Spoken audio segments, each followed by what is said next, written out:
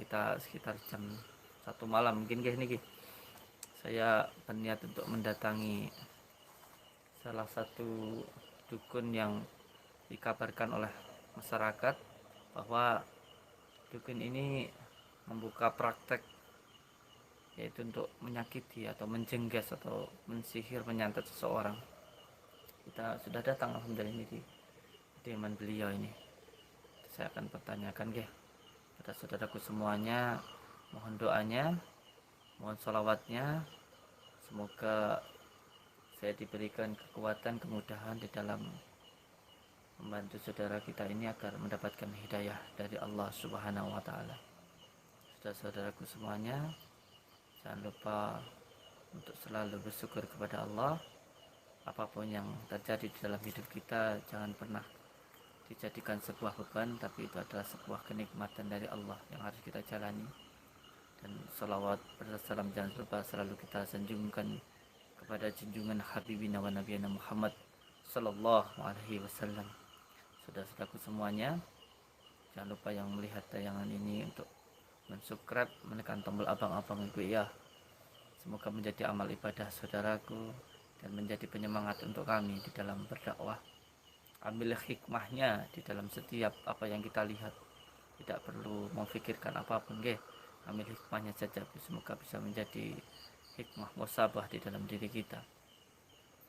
Saudara-saudaraku semuanya yang sudah melihat tayangan ini, semoga menjadikan amal ibadah saudaraku, menjadikan rezeki yang barokah, berkah, berlimpah untuk saudaraku semuanya yang melihat tayangan ini, bisa untuk pergi ke Mekah, ke Madinah, dan sisanya bisa untuk beli sawah, bisa bikin rumah mewah, dan masih duda janda mendapatkan istri yang solehah dan mendapatkan suami yang soleh, dan akhirnya menjadi keluarga yang sakinah, mawaddah, warahmah. Amin ya rabbal alamin. Alhamdulillah saya sudah sampai di sini. Dan kita sudah sampai nanti kita coba untuk menanyakan kebenarannya dan semoga Allah memberikan pertolongan kepada kita. Amin ya rabbal alamin. Assalamualaikum warahmatullahi.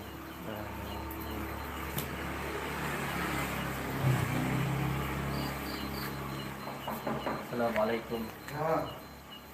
Saya masuk gua. Gelap rumahnya baik ini.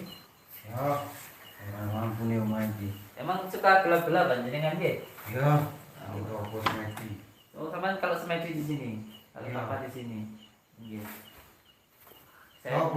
Saya dari Padepokan Nujat Sejati Sholawat Siri Ala Duni. Saya itu niat datang ke sini pertama silaturahmi Ya. Silaturahmi. Yang kedua saya ingin ngobrol-ngobrol dengan jenengan ini loh. Katanya menurut masyarakat desa-desa yang saya dengar itu katanya jenengan itu buka praktek di sini nih. Ya, aku lagi buka praktek.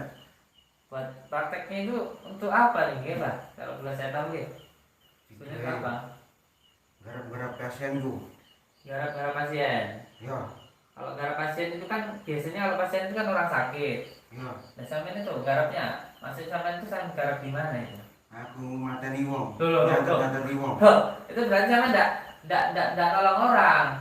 Kalau orang disakiti terus minta tolong sampean untuk membunuh, artinya sampean ingatkan. Kalau orang membunuh itu kan berarti kan dia menuruti hawa nafsunya lah. Berarti kelakuannya sampean kan enggak bagus. Itu menuruti hawa nafsu itu berarti menuruti dengan kelakuannya setan kan gitu Kuis penggayanku. Tuh, yang jangan gitu lah Pak. Kalau misalkan kalau bisa jangan lakukan seperti itulah.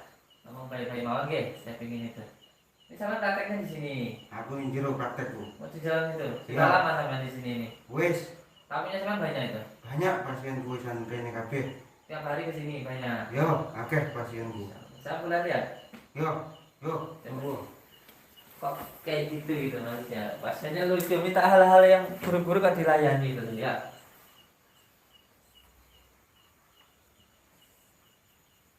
Ini tempat prakteknya sampean ini. Ya, iki nggon praktekku. Sebelah situ ini. Ya, iwo.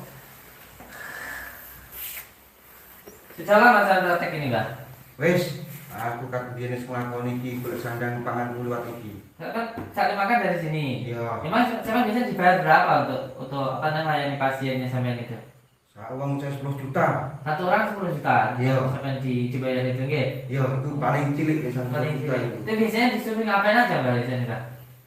Kadang pemateni wong, Ah. kadang membunuh-bunuh, ben loro-loronen. Dibikin sakit-sakitan gitu. Yo, Nah gitu kok sampai mau loh Mbak? belum. Ya harusnya jangan, kalau ada orang seperti itu sama nasihati lah, jangan sampai turuti.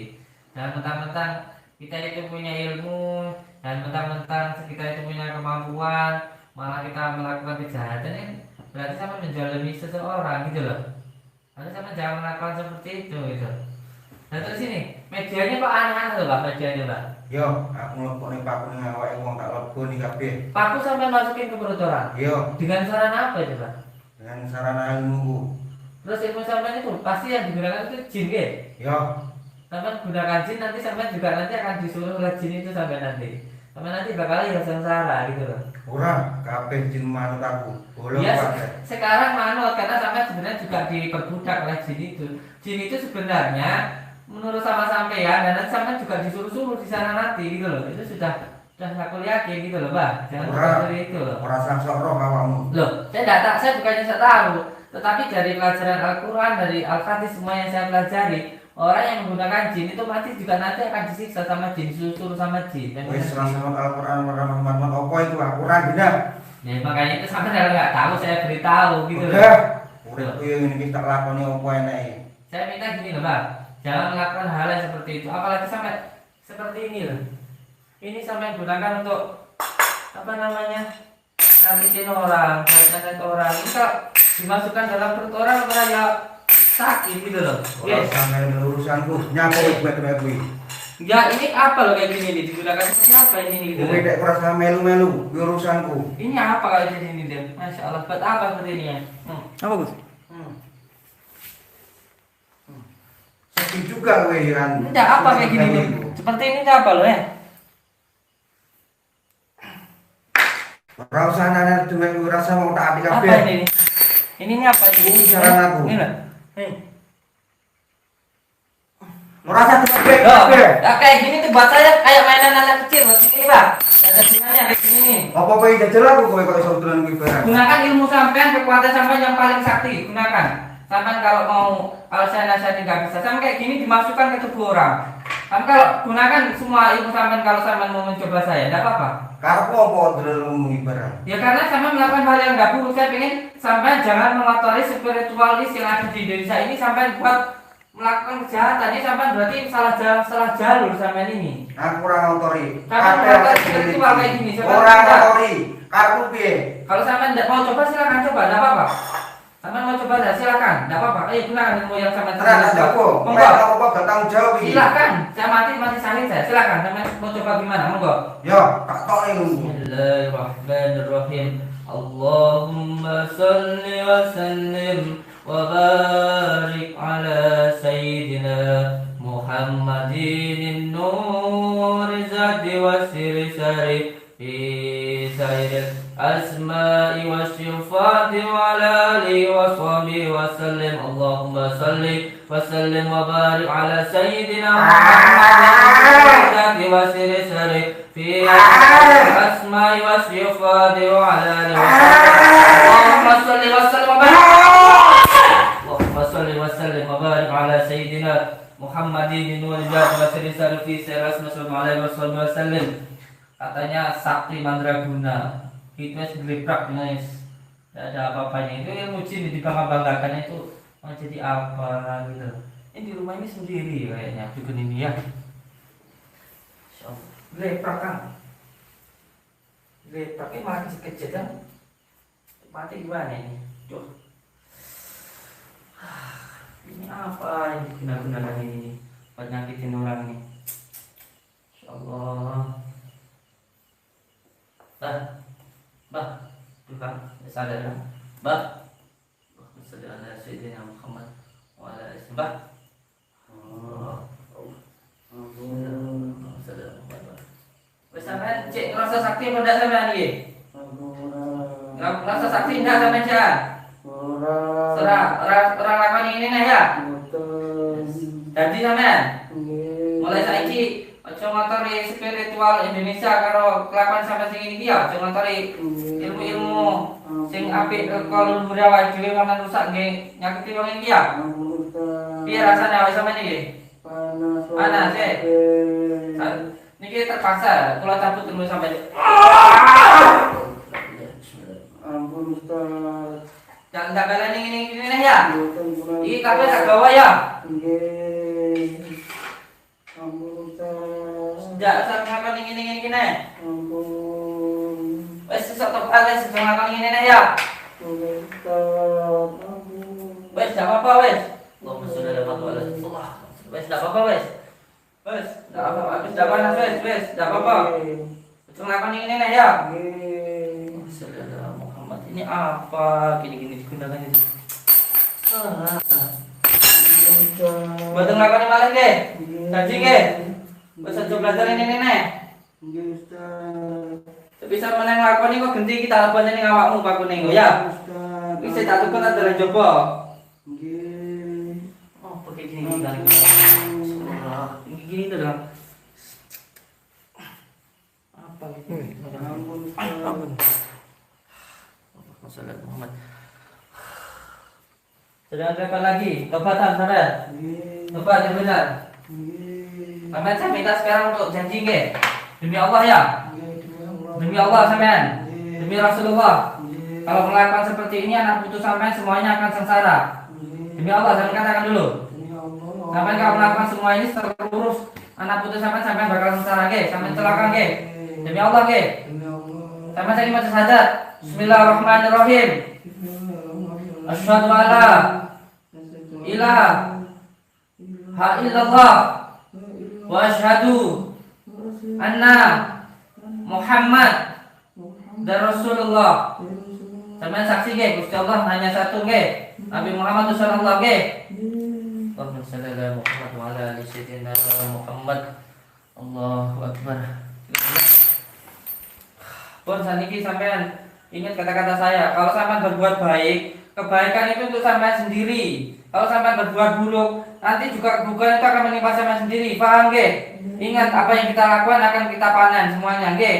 Kita disuruh berbuat baik oleh Allah itu bukan untuk Allah, tapi untuk diri kita sendiri. Kita dilarang minum itu kalau semua makhluk di dunia ini minum, Allah tetap Allah tetap Esa. Hanya karena Allah punya sifat Rahman saja kita itu jadi tidak boleh minum biar badan kita itu tetap sehat, biar pikiran waras nggak dibuat gendeng, nggih. Semua aturan itu untuk diri kita sendiri bukan untuk Allah, untuk kebaikan kita sendiri, nggih. Pahami kata-kata saya, nggih. Jadi sampai tidak sengsara nantinya, nggih. Allahumma sholli ala Muhammad wa ala ali sayyidina Muhammad. Paku gajah Gus. Kenapa? Paku besar Gus itu ya. Iya, ini paku-paku seperti ini. Ini digunakan untuk menyakiti seseorang seperti ini nih. Stop. Ini seperti apa namanya?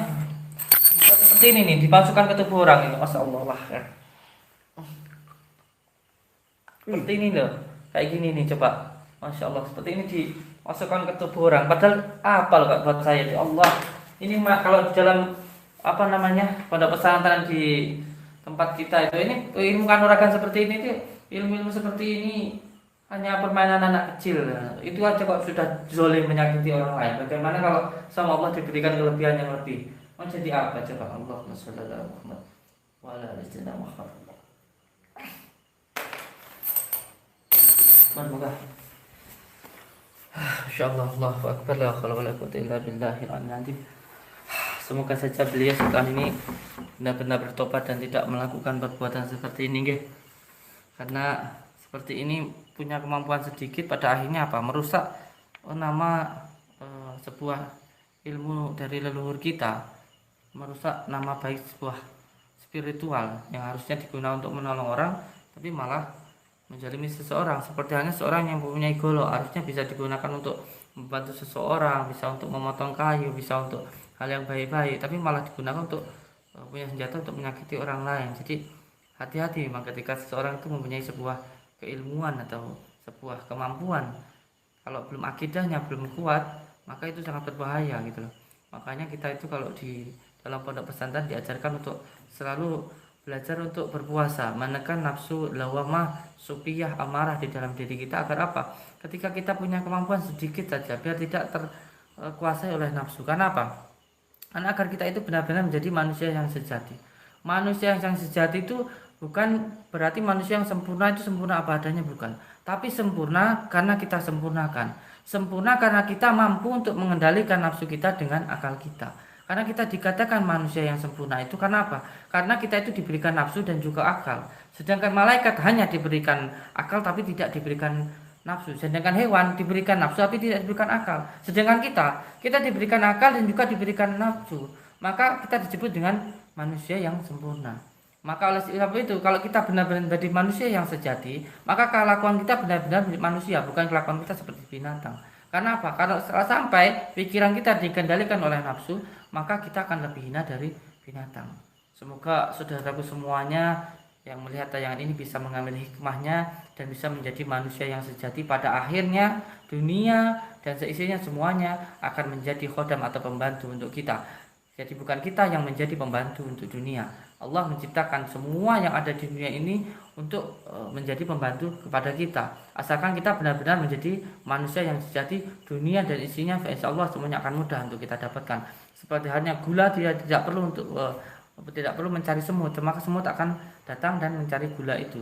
Jadi kalau kita menjadi manusia yang sejati, benar-benar menjadi manusia insanul kamil, maka seluruh dunia ini akan tunduk kepada kita.